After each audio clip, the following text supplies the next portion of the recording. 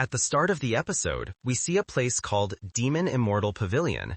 Inside, two masters appear, and we're introduced to them. One of them is Venom Demon, one of the four great demons, and the other is the Immortal Physician.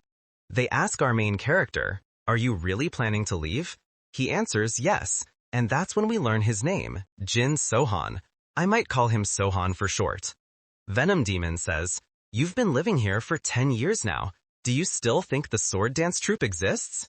The Immortal Physician adds, "As far as I know, the sword dance troupe might not even exist anymore. The unorthodox faction probably destroyed them long ago." Jin replies, "Yes, there's a high chance that's true." Venom Demon asks, "If you already know that, why are you still going to look for them?" Jin answers, "When I was an orphan, the sword dance troupe took me in. I just want to repay their kindness. I spent 14 years with them, and now I want to ease their hardships." Venom Demon nods. "So you want to repay their grace. But as far as I remember, your martial arts aren't complete yet. Are you sure about this?" Jin replies, "Yes, master. My martial arts may not be fully mastered, but I'm still the disciple of the Venom Demon and the Immortal Physician. I have nothing to fear." Venom Demon laughs. "You've always been good with words." The Immortal Physician smiles and says, "That's not surprising. This boy has always had a sharp tongue. I expected as much. Anyway, we shouldn't keep him here any longer." Venom Demon looks at Jin, then pulls out two swords and hands them to him. Jin looks at them in surprise. "These are the dual crescent blades, master. Your weapons. I can't accept them." Venom Demon chuckles. "It's been a long time since I used those. They're of no use to me now." The Immortal Physician then takes his fan and says, "Take this as well. It will help you on your journey." Jin quietly looks at both weapons. The physician says, "Zhonghu is a dangerous place. Even the strongest fall there. Remember that, and think carefully before every move." Jin nods. "Yes, master. I'll always remember your words." Both masters smile and say, "We'll be waiting to hear of your great achievements." Then they leave. Jin watches them go with a faint smile, bows deeply, and thanks them for everything. Then he departs. That night, the scene shifts to Eastern Dark Street. Jin walks until he arrives in front of the Lunar Dusk Pavilion. Looking at the place, he murmurs, This is the same place, the sword dance troupe." Memories flood his mind, moments from his childhood, playing with his older sisters. "I hope everyone's safe," he whispers. But where did they all go? Even the surroundings have changed completely. Then Jin notices an inn beside the pavilion. "This place looks exactly the same as before," he says. "Let's take a look." He enters the inn. As he walks in, everyone turns to glare at him sharply. Ignoring the stares, Jin calmly walks to a table and sits down. Looking around, he thinks, "This place still has the same tense atmosphere as before." A waiter approaches. He says, "Tell me, how may I serve you?" Jin Suhan looks at his face and thinks, "I remember Dongan very clearly. His name is Dogun. But judging from his expression, it seems like he doesn't recognize me at all." Jin Suhan orders, "Go get me a cup of chicken noodles." The waiter nods, glances at Jin, and says, "Understood." In his mind, he thinks, "His clothes look like he's an outsider. I just hope no fighting starts in my inn." Suddenly, a voice comes from a nearby table. "Black outfit with a black seat. Do you know what that means?" 3 men are sitting there. One of them smirks and says, "Oh, I know. Wearing black clothes here means you're challenging someone." He then stares intensely at Jin Suhan. Jen calmly responds, "I had no idea. I hope you understand." But in every group, there's always one guy who can't keep his mouth shut. One of them scoffs, "Look how arrogant he is. He's talking without even looking at us." The first man cuts him off. "Do you really not know, or did you wear that outfit on purpose? What are you here for anyway?" Jin answers, "I don't have a special reason. I just came to visit my hometown." The man narrows his eyes. "Your hometown? I've never seen you here before. Where did you live?" Jin replies, "Across from this inn. I grew up in that yan." The man nods slowly. "Oh, you mean the Lunar Dust Pavilion. So you were born in that brothel?" He looks Jin up and down. But the same annoying guy speaks again. How dare you talk to us like that when you came from some cheap brothel? Jin Suhan says, Lunar Dust Pavilion used to be called the Soul Dance Pavilion. The first man raises an eyebrow. The Mystic Luna Dance Troupe? Oh, you mean that Mystic Luna Entertainment Group? Jin goes silent. Then he looks straight into the man's eyes and says, it wasn't an entertainment group. It was the Mystic Luna Dance Troupe. All three men fall silent. The man in the middle eventually laughs. Soul Dance Troupe? That was just an entertainment troupe. Why are you getting so worked up? Besides, it's been a long time since anyone heard that name. Jin asks, do you know the Soul Dance Troupe? The man proudly replies, of course, we knew them very well. We miss them a lot. Jin looks at him and says, is that so? That's very good. Come on over. I'll buy you a drink, Jin said casually. The man looked surprised. What? You're really offering me a drink? Jin smiled. Of course. Come, sit here. He ordered a bottle of wine. The man's companion said, brother, there's no need to do this. The man waved them off. Leave it to me. He wants to buy me a drink, and since we're in Jiangdu, I don't have the right to refuse his offer. He picked up his weapon and sat down across from Jin. As he looked at him, he thought, even after seeing my weapon, there's no change in his expression. Is this guy really that confident? Maybe he belongs to some powerful sect. If that's true, robbing him could get complicated. The man asked, so, where are you from? You look like a disciple of some major sect. Jin replied calmly, no, nothing like that. I don't belong to any sect or group. The man stared for a moment, then smirked. So, you're just a wanderer. That's even better. Then he shouted, Dogen, what's taking so long? Bring the drinks. Dogen answered, yes, sir, coming right up. Jin looked at Dogen thoughtfully. Is that really the same Dogen I knew? When the drinks arrived, Jin handed a cup to the man. This is the price for talking with me. The man chuckled. A price? What do you want to talk about? Jin replied, I just want to ask about the sword dance troupe. The man took a sip. Sword dance troupe? Why are you asking about them? Jin Sohan said, that troupe was once famous here on Eastern Dark Street. To be honest, I'm just very curious about what happened to them. The man nodded slowly. You seem to know quite a bit about this place. That tells me you must be from around here. He paused, then said, it's been ages since I've heard the name Mystic Lunar Dance Troupe. Tell me, do you know about the Revolving Blood Clan? Jin replied, yes, I do. In his mind, he recalled, the Revolving Blood Clan is one of the factions that rule over Eastern Dark Street. The man continued, 10 years ago, the Revolving Blood Clan tried to get their hands on the sword dance troupe. You probably know how beautiful those girls were. The clan wasn't always in power, but back then, the troupe was famous for their stunning performances. The clan created an excuse.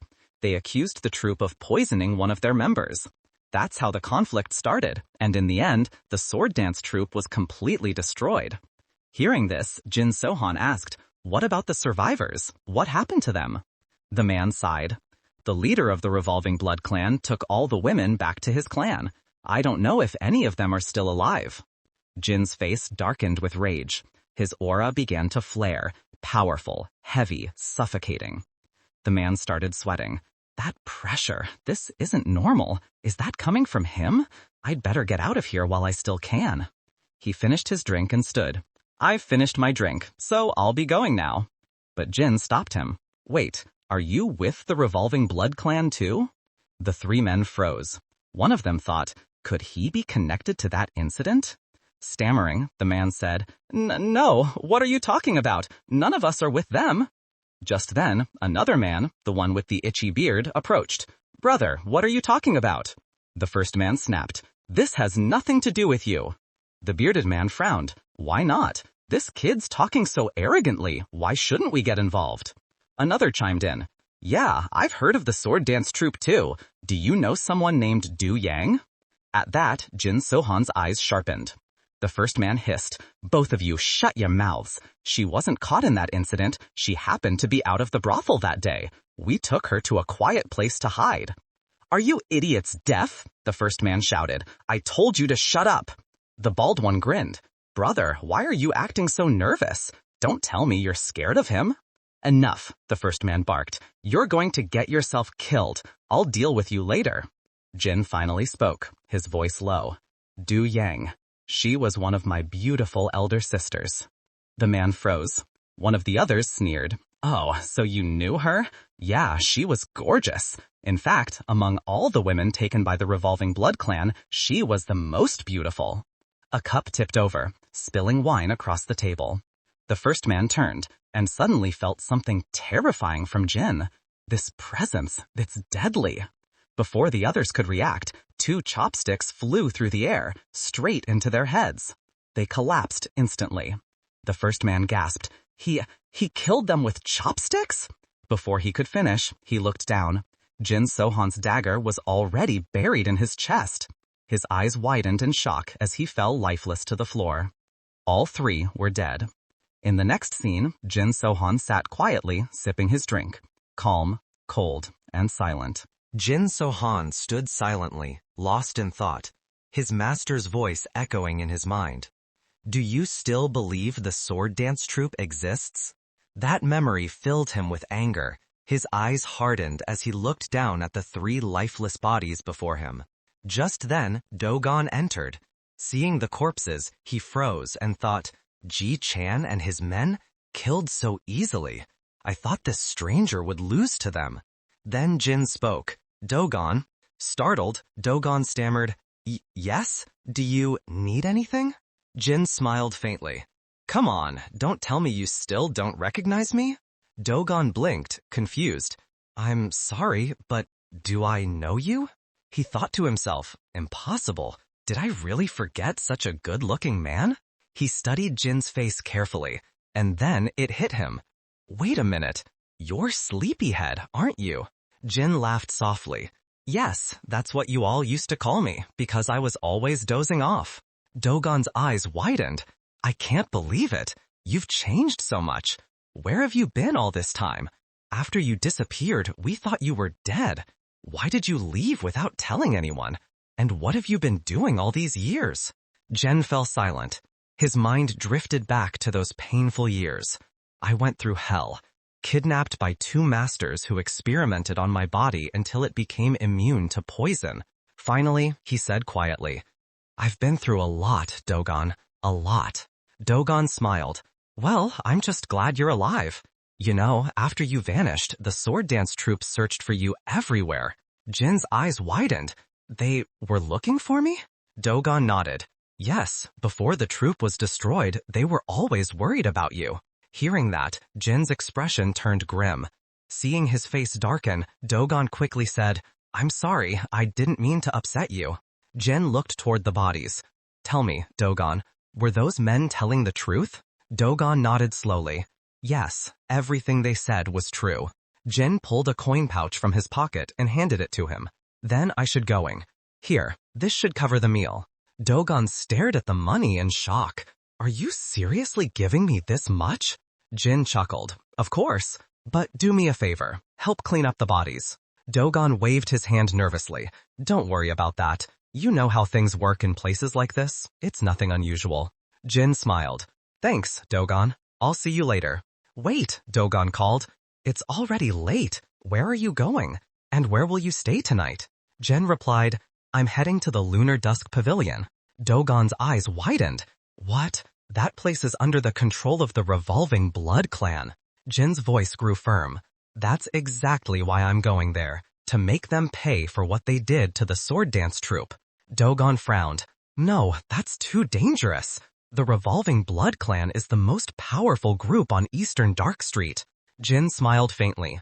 Dogon, do you remember that sword dance I used to practice as a kid? The one for performances? Dogon nodded. Of course, you practiced it every day. But why are you bringing that up now? Jin replied, After I'm done with the Revolving Blood clan, I'll show you that dance again. And thanks for worrying about me. He turned to leave. Dogon smiled warmly. All right, brother. You're always welcome here. Anytime. Jin nodded. Got it. Then he walked away. The scene shifted to the Lunar Dusk Pavilion. 2 guards stood at the main gate. Jin approached calmly. They greeted him politely. Welcome, sir. Is there someone specific you'd like to see? Jin said, Yes, I've heard the names Jian, Yakore, and Yuha. They're quite popular here, right? The guards exchanged puzzled looks. Sorry, sir, there are no ladies here by those names. Jin frowned. They really don't know anything. Could it be that those girls aren't here anymore? He sighed. No problem then. I'll just enjoy the performance instead. One of the attendants quickly said, Ah, perfect timing, sir. The performance is about to start. Please come in. The performance? Jin asked. Yes, sir, the attendant replied with a grin. Inside the pavilion, musicians played lively tunes as guests laughed and clapped, enjoying the show. A guard whispered, That's the Lunar Dusk Pavilion's most famous, the Lunar Dance Troupe. Jin's eyes narrowed. Lunar Dance Troupe? He looked toward the stage, where two women danced gracefully. His expression darkened. Is this supposed to be a tribute to the sword dance troupe? Pathetic.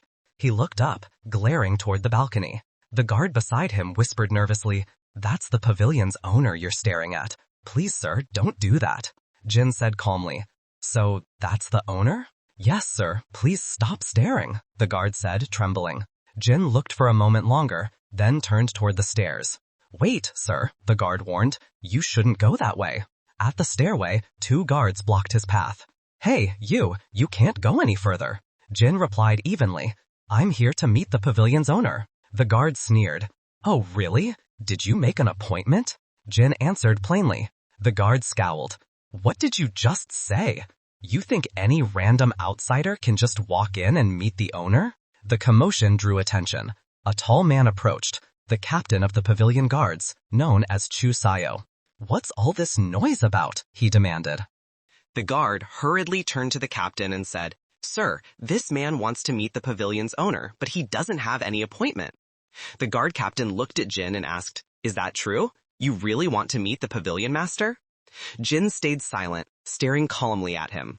The captain frowned. You look like you've had too much to drink. Go home before you cause trouble. Trust me, you don't want to die making a scene here. Jin said quietly, So, it's really that hard just to meet the pavilion's owner? The captain snapped, Watch your mouth. He stepped forward, ready to fight. But before either of them could make a move, a firm voice interrupted. That's enough. There's no need for this commotion. Everyone froze. The pavilion master himself had appeared. If he wants to see me, then let him come upstairs, he said calmly. The captain bowed, Yes, sir. He gestured for Jin to follow, and together they headed up to the upper floor, while the other guards moved aside. When they reached the master's chamber, the captain opened the door. Inside, the pavilion master was seated with quiet elegance. Sir, I've brought the visitor, the captain announced. Jin walked in slowly, sat across the table, and met the master's gaze without a hint of hesitation. The pavilion master thought to himself, What arrogance! I just agreed to meet him a moment ago, yet he acts like he owns the place. Could he be from some powerful clan? Out loud, he said, I don't know why you came looking for me, but since you're here, let's share a drink first. He signaled the two women beside him, and they poured wine into 2 cups. Both men lifted their glasses and drank. As Jin drank, the pavilion master smirked inwardly. Full, he drank it without even suspecting a thing. A naive child with no idea how this world works. I worried for nothing. Jin set his cup down, his eyes sharpening slightly. So, the wine was poisoned after all. The pavilion master gave a crooked smile. So, how was it? Did you like the taste? Jin smiled back. Honestly, it was excellent. In fact, I wouldn't mind another cup. The pavilion chuckled. Oh, you like it that much? Fine, have another. This kid's a complete idiot, he thought. He'll be dead before the next sip's done. Jin accepted the second cup and said casually, Let's skip the small talk. I came here for business. The pavilion laughed to himself. Arrogant brat. Business, he says, yet he'll be dead any second now. But Jin continued, his tone cold. Tell me something. How dare you try to poison my drink? The pavilion master froze. What? How did he know? The poison was colorless, odorless, impossible to detect. Still, he smirked. Doesn't matter. He's already swallowed it. Too late now. He burst into laughter, then stopped suddenly. Tell me, how did you figure it out? Jin leaned back and said calmly, Why wouldn't I know? I just tasted it myself. The pavilion glared. He's bluffing. The poison's already in his system. He won't last long. He waved the two women away. "You can leave us." Once they were gone, he looked at Jin and said, "You should understand. I was simply being cautious. A stranger comes asking for me out of nowhere. I couldn't take risks.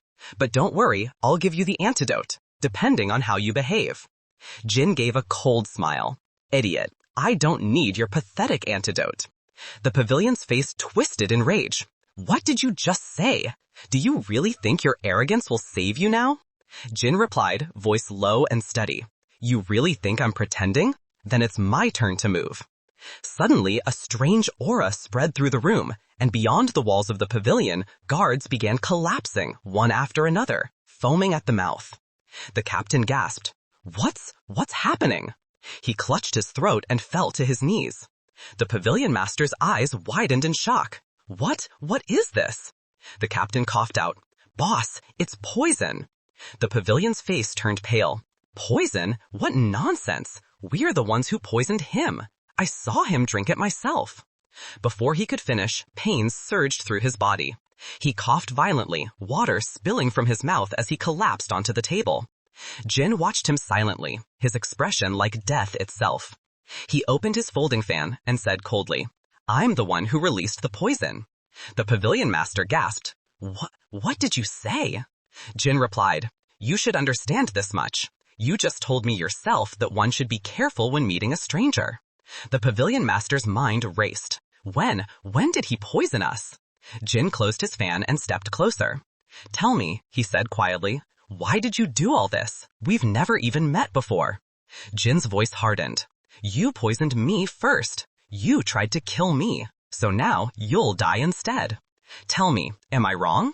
He stared straight into the pavilion master's trembling eyes. The man could only sit there, frozen in fear, as Jin's cold gaze bore into him. For a moment, it looked like the pavilion owner might wet himself. He shouted at Jin, "Do you really think that if you kill me, the Rivering Blood Clan will let you walk away alive?" Jin Shohan glanced at him coldly.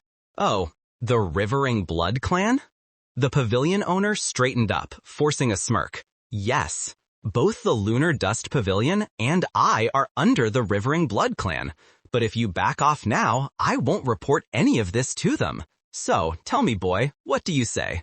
He eyed Jin carefully, thinking to himself, "This one looks like some foreign troublemaker sent here to stir chaos, but surely even he won't act recklessly after hearing that name." But Jin simply replied, his voice cutting through the air like a blade. "Mystic Lunar Dance Stroke." The pavilion owner froze instantly. Jin continued, "You probably haven't heard that name before, have you?" The pavilion owner stared, confused. Why bring up the Mystic Lunar Dance Troupe all of a sudden? Jin's expression darkened, his eyes burning with anger. "Before your so-called Lunar Dust Pavilion, this place once belonged to the Solar Dance Troupe." Just then, the head guard, who had been struggling to stand, slowly got to his feet. "This is my chance," he thought. "He's distracted. If I attack now, I can take him by surprise." He lunged at Jin, but Jin turned his head slightly and a deafening boom followed. The head guard was thrown backward, crashing into the wall. His arms trembled uncontrollably. What kind of power was that? He didn't even use a weapon. He stared in disbelief. I thought he wasn't paying attention, but he's on a completely different level. If I attack again, I won't live to regret it. Jin turned toward him and said calmly, "Not bad. That was a decent strike. But try that again, and I promise it won't end as gently next time." Sweat poured down the head guard's face. I can't even stand before him.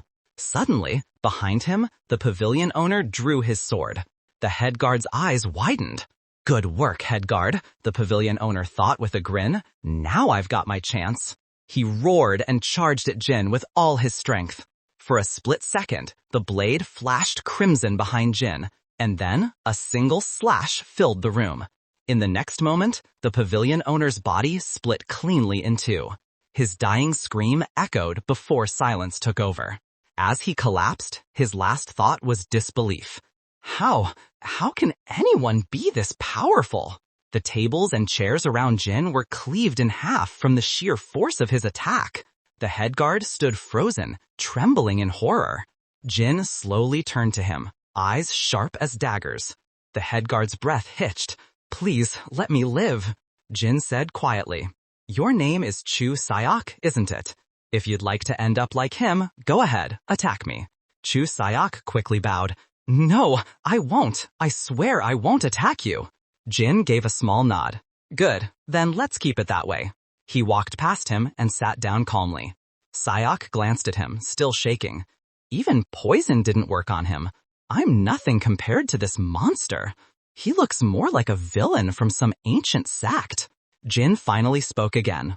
"From this moment on, the Lunar Dust Pavilion belongs to me. I'll need your cooperation to keep things running smoothly." Sayok hesitated. "So, does that mean you'll let me live?" Jin smirked. "That depends entirely on your behavior." Sayok gulped. "Then tell me, what do you want me to do?" Jin's tone turned icy. "You'll do whatever I tell you to." Sayok broke into a sweat, lowering his head. "Understood." "Good," Jin said. "But I'll make sure you don't stab me in the back." He reached into his robe, pulled out a pill, and tossed it toward Sayok. "Eat it." Sayok caught it and frowned. "What is this?" Jin smiled faintly. "What do you think it is? Of course it's poison. You didn't expect me to trust you just like that, did you?" Sayok stared at the pill, terrified. "If I refuse, he'll kill me right here." He swallowed it immediately. Jin nodded. "Listen carefully. Even the Rivering Blood Clan doesn't have an antidote for that poison. So, for your own good, behave." Sayok bowed deeply. "I understand." Jin extended his hand. "Now give me the keys." Sayok blinked. "Keys? I'm not sure what you mean." Jin replied, "I heard this place hosts auctions. That means you keep all the goods somewhere safe. I want the keys to your storage room." Sayok thought miserably.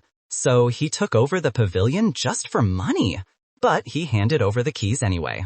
Jin stood up and said, "I'll check the storage room. In the meantime, clean up this mess." "Yes, sir," Sayok replied. "By the way, what should we call you?" Jin looked over his shoulder. "You can call me Troop Leader." "Yes, Troop Leader," Sayok said quickly. As Jin left, the other guards slowly regained consciousness. Sayok glared at them. "What are you idiots? Get up and clean this place. The pavilion has a new master now, so watch your manners." The guards all shouted in unison, "Yes, sir." Jin stepped into the storage room, glancing around. "So this is where they keep all the auction goods," he murmured. As he moved deeper inside, something caught his eye, a dried herb resting on a wooden shelf. He picked it up and muttered under his breath, "Century-old tuber fairy flower."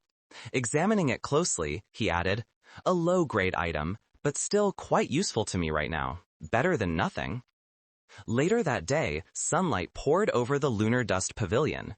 Inside, Jin Shohan sat cross-legged, deep in meditation. A knock echoed at the door. "Troop Leader, are you awake?" "Yes," Jin replied. "Come in." The head guard stepped inside respectfully. Jin asked, "How long do you think it'll take for the Rivering Blood Clan to find out what happened here?" "Probably 2 or 3 days," the guard replied. Jin nodded. "Then gather all the employees, tell them they can go home." The head guard froze, stunned. Is he disbanding the pavilion?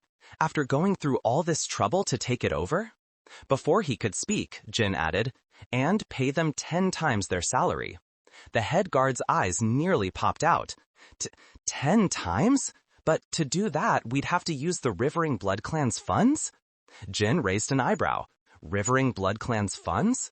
"Yes, sir," the head guard said nervously. "The clan keeps money stashed across several branches. The Lunar Dust Pavilion is one of them." A faint smirk curved Jin's lips. "Perfect. Since it's their money, we'll use as much of it as we can.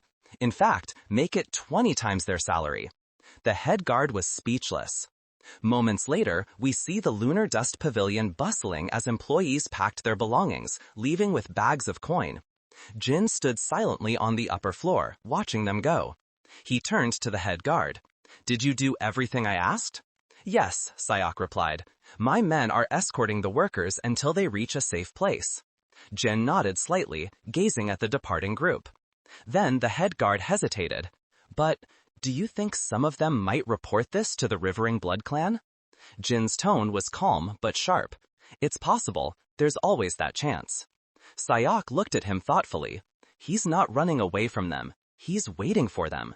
He remembered the words Jin had spoken to the former pavilion master. Before the lunar dust pavilion, this place belonged to the solar dance troupe. After a pause, Sayok asked, "Troop leader, is all of this because of the mystic lunar dance troupe?" Jin turned his gaze toward him, cold and piercing. Sayok panicked. I overheard your conversation with the pavilion master." Jin exhaled slowly.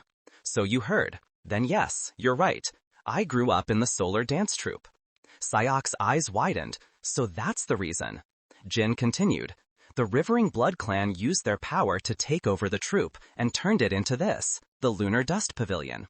Sayok clenched his fists. "So that's it. He's after revenge." He asked carefully, "Are you doing this alone?" "Yes," Jin said without hesitation. Sayok's mind reeled. He's insane. He actually plans to fight the Rivering Blood clan alone? Just because he defeated me and took this pavilion, he thinks he can face them? He tried to reason with him. "Troop leader, the Rivering Blood clan isn't an enemy you can take on by yourself." Jin smiled faintly. "Honestly, I find it hard to believe that such a weak bunch managed to take over the Eastern Dark Street." Sayok stared, shocked. He's seriously underestimating them. He said quickly, "The Rivering Blood clan controls 4 brothels, 3 martial halls, 2 merchant associations, and 2 scout divisions. They could easily send over 100 fighters to crush us." Jen replied calmly, "Just 100? I don't need to fight them all. We're part of an unorthodox faction now. I only need to take down their leader, just like I did with the Lunar Dust Pavilion." Sayok thought, he's planning to assassinate their clan leader. This man is either fearless or completely mad. If I stay with him, I'll die for sure. Maybe I should ask for the antidote before I get dragged into this. But before he could speak, Jin suddenly said, "Chu Sayok." Sayok stiffened. Jin turned to face him, his gaze as cold as steel. "When your subordinates return," Jin said, "you'll leave with them." Sayok blinked. You're letting me go?" "Yes," Jin replied. "Oh, and take plenty of money with you." Sayok stood frozen, speechless. He poisoned me, and now he's telling me to leave without giving me the antidote? His face twitched in anger. This man fed me a deadly poison and now acts like he's doing me a favor? Jin noticed his expression. "What's wrong? You don't look very happy. I just told you you're free to go." Sayok clenched his jaw. I want the antidote."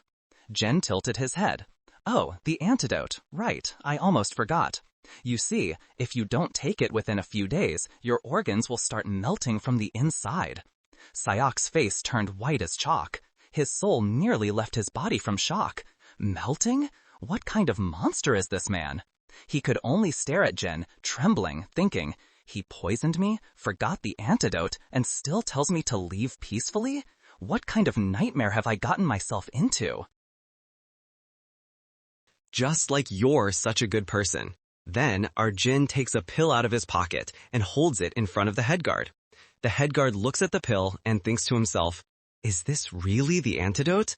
Then he thinks, finally, I'm about to get rid of this dreadful poison. The guard captain quickly picks up the pill and swallows it, thinking, finally, I've been suffering from this poison for far too long. Jin watches him silently. The head guard looks at Jin and wonders why he's staring like that. Then he asks, what's going on? But Jin keeps looking at him. Finally, Jin asks, do you know what you just ate? This leaves the head guard panicked. He says, wasn't this the entrode? Jin Sohan replies, wait a minute, when did I ever say that? Hearing this, the head guard breaks out in sweat. He thinks, what did I just eat? Jin Sohan answers calmly, poison. Hearing this, the poor head guard is shocked to his core. Then the guard captain asks, why did you mess with poison again? Jin replies, I just wanted to show you what real poison feels like. The guard captain has no words left. Jin looks at him and says, you look about 40 years old, but you're still naive enough to live in Jangnan. The head guard, furious, thinks to himself, this is complete madness. Did I just take a fake pill before, and now I've eaten the real poison? Meanwhile, Jin Sohan sits back calmly, sipping a drink. The guard captain glares, thinking, how can he drink so calmly after driving me insane? Then the head guard sits in the chair opposite Jin and says, fill me a cup too. Jin silently looks at him. The head guard asks, what's the matter? Why are you staring at me? Are you going to kill me now? You can easily kill me since I'm about to die from the poison anyway. Jin smiles and pours a drink into his cup. The head guard drinks it and says, I'll stop here. Jin asks, what are you saying? The head guard explains, after the fight ends, they'll kill me anyway because I failed to protect the Lunar Dust Pavilion. There's no way you could win against the Rivering Blood clan alone. Jin simply watches him. The head guard then says, fill me another cup. Jin Sohan smiles. The head guard asks, what's funny about it? Jin replies, there's nothing funny. He hands over the cup and the head guard clarifies, first, I'm not 40, I'm 24. Jin Sohan laughs. Meanwhile, the Rivering Blood clan is holding a meeting. Their leader says, did a single man really take over the entire Lunar Dust Pavilion? An elder confirms, yes, absolutely. The leader asks, what was the Lunar Dust Pavilion leader doing, losing to just one man? Was his opponent some powerful martial artist?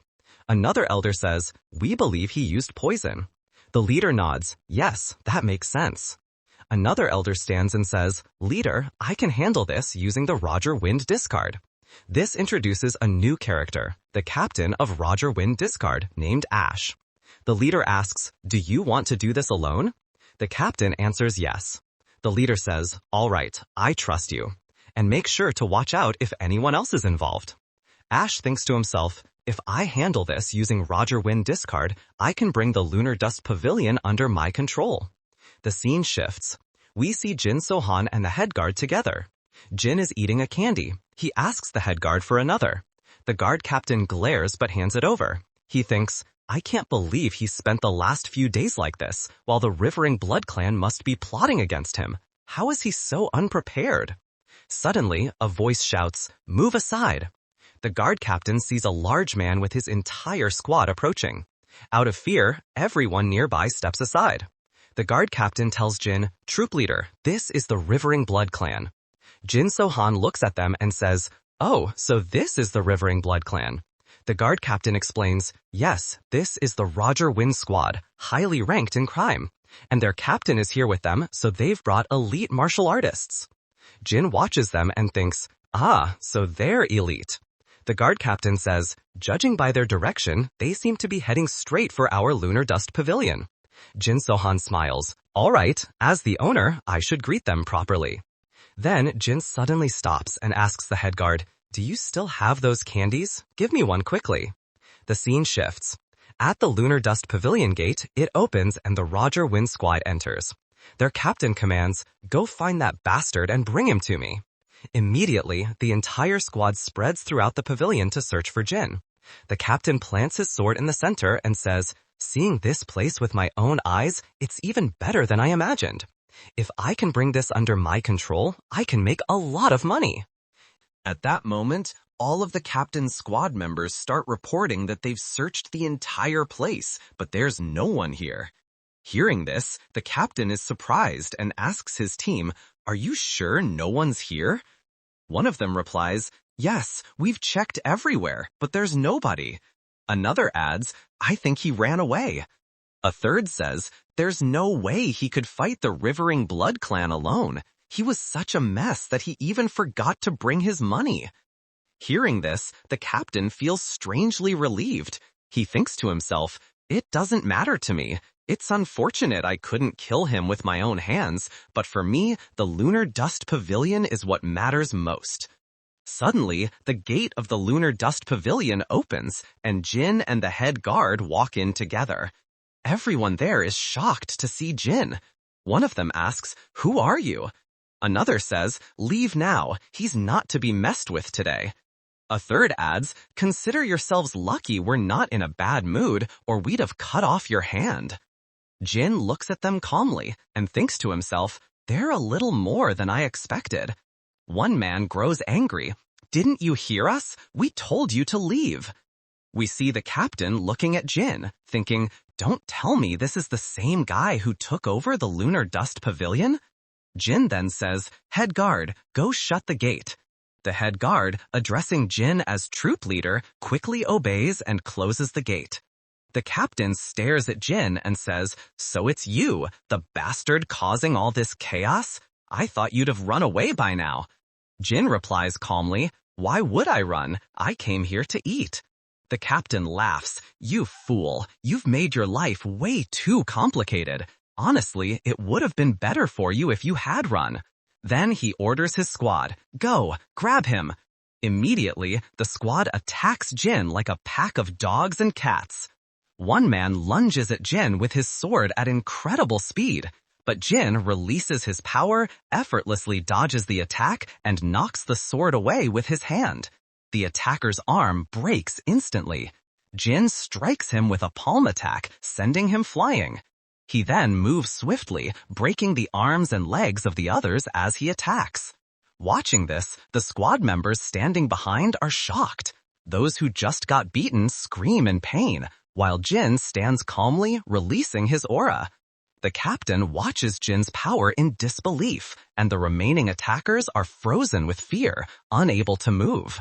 One man whispers, "Everyone feels that itch." Someone shouts, "Attack him from all directions together." Jin takes his stance, releases his aura, and strikes with immense speed. A massive explosion throws everyone back, and they collapse to the ground. Jin remains standing, aura still flowing. Both the captain and the head guard break out in sweat, thinking, he defeated them all so easily, and he hasn't even used his weapons? How powerful can he really be? We see Jin calmly staring at the squad leader. The captain mutters, "I thought I could take Lunar Dust Pavilion under my control easily. Where did this martial artist even come from?" Jin then says to the captain, "Hey, aren't you going to attack?" The squad leader's anger flares. "You arrogant brat! You seem strong. Where did you come from? What do you want?" Jin remains cold and composed. "I want the Rivering Blood Clan." The squad leader is shocked. "What?" Jin releases his aura angrily. "I want everything the Rivering Blood Clan possesses." The captain wonders if this has something to do with a personal grudge. The captain then says, "Let's do this. Whatever happened here, I'll inform the Rivering Blood Clan leader. They'll come talk to you themselves." Jin smiles. "Do you really think I'll listen to you?" The captain realizes he has no other choice but to fight. He readies his sword and mutters, "It seems negotiation is not an option with him." Jin replies firmly, "I have no interest in talking to you." The captain explodes in rage, thinking Jin is just acting relaxed. He screams, "I have no intention of negotiating either." He picks up a fallen body and throws it at Jin. Jin stands calmly, waiting. The captain expects him to strike, but Jin raises his hand and attacks the body with a palm strike. The squad leader watches in disbelief as the body flies back and crashes into him, causing an explosion. After the dust clears, we see the squad leader looking around, thinking, where did this damn kid go? Jin moves behind him at incredible speed and delivers a powerful kick to the captain's head, sending him flying. A huge explosion occurs, and when the dust settles, Jin is standing calmly in the same spot. We see the squad leader's body. It's finished, destroyed. The head guard and his squad are stunned, watching Jin dominate. Jin Sohan remains composed, aura radiating as he surveys the room filled with defeated bodies. The head guard glances at Jin and then at the squad captain, muttering, he defeated the squad captain with such ease. Then he looks at the remaining large bodies and mutters, this is truly impossible. The squad members standing there look at Jin and whisper, who is this guy? How is he still alive? Jin glances at them and their faces go pale. Jin then tells the head guard, go open the door. Hearing this, the head guard immediately goes and opens it. Jin addresses the remaining members, do one thing, quickly pick up your fallen comrades and leave, or I'll lose my patience and take care of you too. The Rivering Blood Clan guards are stunned by his words. Jin continues, deliver my message to the Rivering Blood Clan leader. If he wants to mess with me, he must come here himself and fight me. Hearing this, the guards bow their heads and respond, all right, we'll deliver your message. Jin then walks over and sits at a table. We see the other members carrying their fallen comrades away. The head guard watches silently. The head guard then looks at Jin, who was calmly drinking. Hesitantly, the head guard sits down and says, "Troop leader, pour me a cup as well." Jin looks at him and asks, "Tell me, did you actually do anything?" The head guard responds, "What do you mean? I closed the door and then reopened it." Jin smiles, "Your answer is correct anyway," and pours him a drink. The head guard then asks, "Troop leader, why did you let some of them go?" Jin replies, "I provoked them a little. This way, the clan leader will come here himself to fight me." Hearing this, the head guard is worried, thinking, so he really wants to fight the Rivering Blood Clan. Jin tells the head guard, "When the full Rivering Blood Clan arrives, it could be extremely dangerous for you. Go hide somewhere safe." The head guard is astonished. He then looks at Jin and says, "Troop leader, I'll pour a cup for you myself." Scene shifts. We see the Rivering Blood Clan, with their leader seated and all the elders standing. The clan leader says, "You people don't even know who he is or why he's doing all this." One elder replies, "From what we've learned through Roger Wind Discord, it seems this boy has an old grudge against our clan." The clan leader glares, "Are you serious? We have thousands of enemies here." The elder is terrified. The clan leader orders, "Gather everyone capable of short-range attacks." Another elder asks, "All of them?" The leader replies, "Yes. After what this boy has done, we need to show him who's truly in charge. If we appear weak, others will try to attack us too." The leader continues, "Before we leave, paralyze and bind all remaining Roger Wind Discord members and bring them to me. I'll cut off their heads as an example. Their guards were useless, and this will send a warning." The elder begins to speak, but the leader interrupts, releasing his aura in anger. "This is a warning to everyone, including you." Everyone trembles in fear. Scene shifts. We see Eastern Dark Street. The clan leader and his companions stand outside the Lunar Dust Pavilion. Inside, Jin Sohan meditates. Suddenly, the head guard rushes in, opening the door and shouting, "Troop leader!" Jin opens his eyes. The head guard, panicked, says, "The Rivering Blood Clan has arrived, and they've brought a lot of people." Jin replies calmly, "Naturally." The head guard adds nervously, "Troop leader, they've brought way too many." Jin looks at him and asks, "What about their leader?" The head guard responds, "I only saw the members, but judging by their numbers, the leader must be with them." Jin quietly watches the head guard. Outside, a voice calls, "Come out, whoever tried to mess with the Rivering Blood Clan." We see who has fearlessly arrived in Eastern Dark Street. Jin pulls out a pink dress from his hanger and puts it on. The head guard is completely shocked and asks, "Troop leader, that's the same outfit the Mystic Lunar Dance Troupe girls wear during performances, right?" Jin smiles. "Yes, that's right." He recalls old memories of his sisters wearing the same dress. Young Jin had once said, "Wow, sisters, you look so beautiful." He smiles at the memory and tells the head guard, "This dress is worn during short dance performances." The head guard asks, "Yes, but why are you wearing it now?" Jin answers, "Because I also belong to the Mr. Lunar Dance Troupe. The Rivering Blood Clan members need to know who defeated them." Jin Sohan starts moving out and says, "Wait, I'm coming too." The head guard replies, "Wait, I want to come with you." Jin stops and says, "What?" The head guard says, "If you die, I'll die too." Jin smiles, "Stay here. This is something you shouldn't get involved in." The head guard stays, and Jin Sohan opens the door and steps outside. The head guard shouts, "Troop leader, please don't die out there." Jin replies calmly, "Don't worry, I won't." He opens the door and steps outside. The scene shows thousands of soldiers, an entire army brought by their leader. Jin Sohan silently observes them all. Seeing him, some soldiers whisper among themselves, "Isn't that the same dress the Mystic Lunar Dance Troupe girls wear during their martial performances? Is this man crazy, or has he lost his mind? Kneel before us immediately, fool!" They laugh at the absurdity. The squad leader raises his hand, silencing everyone. He looks at Jin carefully and asks, "Are you Sleepyhead?" Jin silently stares back, drawing his crimson blades. "Yes, I am Sleepyhead," he replies. Jin draws both blades, standing ready to attack. The sleepyhead of the Mr. Lunar Dust Troop has returned, he declares. Suddenly, we are shown Jin's past memories. A younger Jin dropping his sword, and his sisters approaching him, asking if he's hurt. No, I'm fine, he replies. One sister picks up his sword and says, "You're holding it wrong. I'll show you how it's done." Jin smiles. Really? She performs the moves, and young Jin watches attentively, astonished. Years later, we see Jin executing those same moves flawlessly. His sisters are delighted and teasing him. Jin, you're really good now. Another sister adds, "You've learned so much compared to before."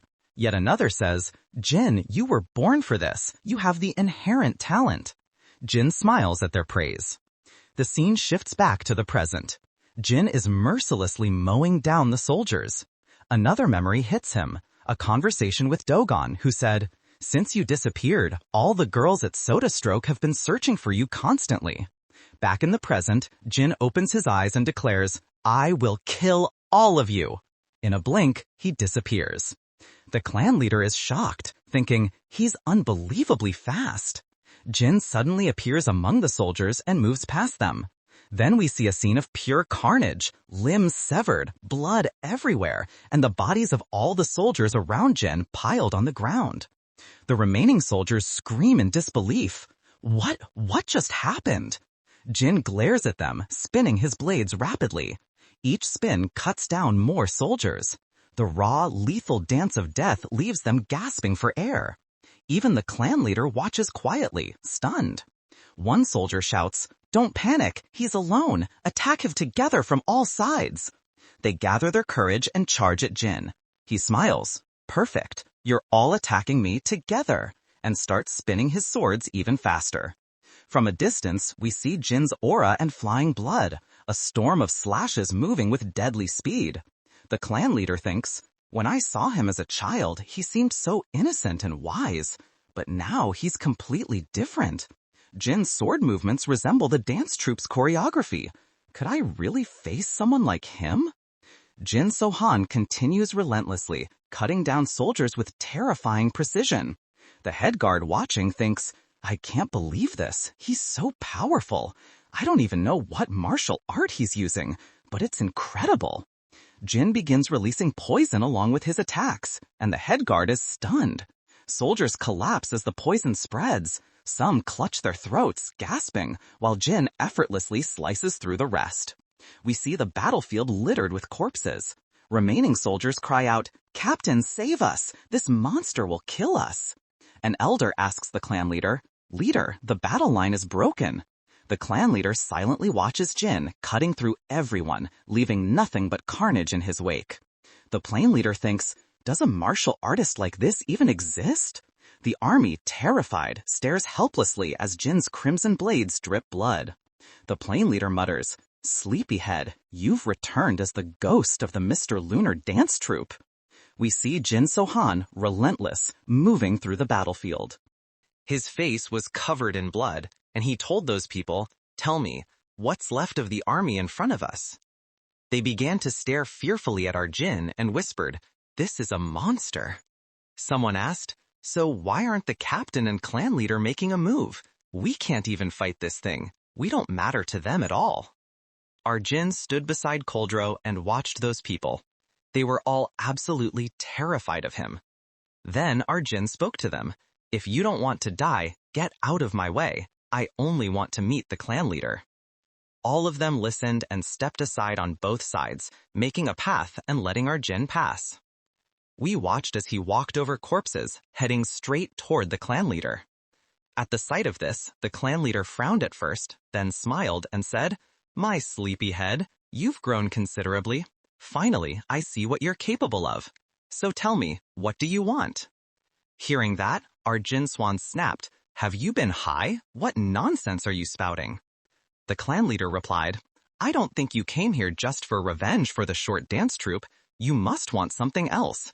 Tell me, do you want the Roiling Blood Clan's acids?" Our Jin said, "You really are high. What nonsense is that? I don't understand." The clan head sneered, "Is that so? So you came only to attack me for revenge? Do you seriously expect me to believe that?